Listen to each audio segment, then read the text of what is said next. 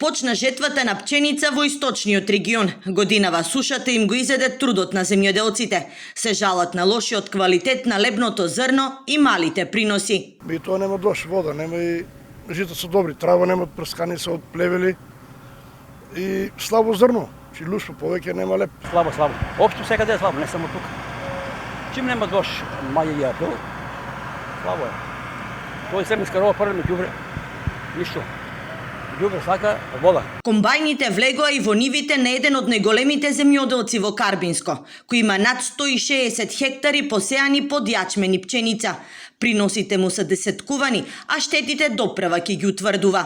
Ние, значи, ланската година извадиме приноси негде околу 4,5 тона по хектар имаме. А оваа година, ако извадиме и 3 тона, ќе биде добро.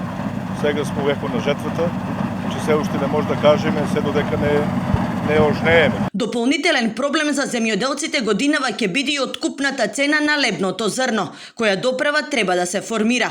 Земјоделците се категорични, секоја цена по 12 денари за килограм пченица за нив е загуба. Барем 15 денара треба да биде на луѓето да и се плате, па ѓубриње скапе, орање, нафта и тоа е. Зелената нафта, сега имате и зелена нафта земјоделците.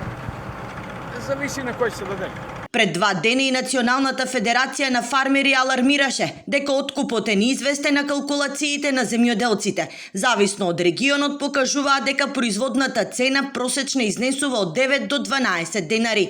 Од федерацијата наведуваат доколку производната цена е повисока од откупната, да се спроведе интервентен откуп, а поради корона кризата агенцијата со стокови резерви да излезе со информација за државните резерви со пченица.